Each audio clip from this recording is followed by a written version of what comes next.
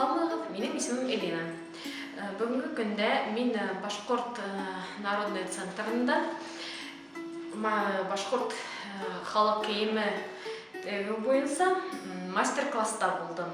Бұл мастер-класста Союз башкирской молодежи өткерді. Һәм тағын бізде үйреттілер Өфінен келген сақырылған қонақтар.